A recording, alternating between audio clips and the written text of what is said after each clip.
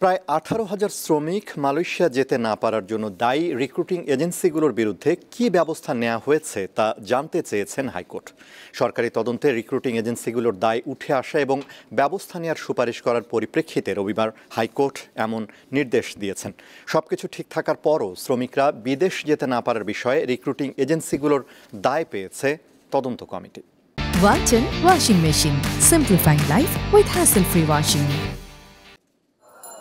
গত বছর বিদেশি কর্মীদের কাজে যোগ দিতে ৩১ মে পর্যন্ত সময় বেঁধে দেয় মালয়েশিয়ার স্বরাষ্ট্র মন্ত্রণালয়। কিন্তু সবকিছু ঠিক থাকার পরও বিমানের টিকিট স্বল্পতা সহ বিভিন্ন কারণে নির্ধারিত সময়ে 17,777 জন বাংলাদেশি যেতে পারেননি। এ বিষয়ে খবর প্রকাশের পর হাইকোর্টে রিট করেন এক আইনজীবী। সে সময় শ্রমিকদের বিদেশে যেতে না পারার দায় কার তা তদন্তের নির্দেশ দেয় হাইকোর্ট। সম্প্রতি তদন্ত প্রতিবেদন জমা পড়ে হাইকোর্টে। রবিবার বিষয়টির শুনানি শেষে বিচারপতি ফাহমিদা কাদের ও বিচারপতি মুবিনা আসাফের বেঞ্চ আদেশ দেয়। এই দায়িত্ব সম্পূর্ণ রিক্রুটিং এজেন্সির উপরে বর্তায় বলে এই রিপোর্টে প্রতীয়মান হয়। সাথে সাথে এই রিপোর্টে বলা হয়েছে যেই সকল এজেন্সিগুলা এর সাথে দায়বদ্ধ তাদের বিরুদ্ধে আইনগত ব্যবস্থা নিবে।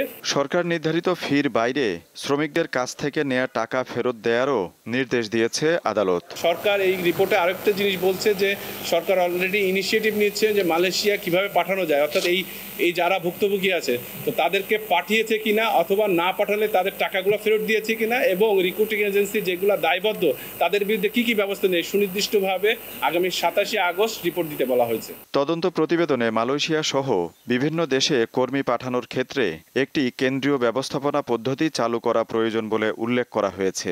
এ পদ্ধতির সাথে ইমিগ্রেশন কর্তৃপক্ষ, বাংলাদেশের দূতাবাস সমূহ এবং রিক্রুটিং এজেন্সিগুলো যুক্ত থাকতে পারে। আজিজুল ইসলাম, দীপ্ত সংবাদ, ঢাকা।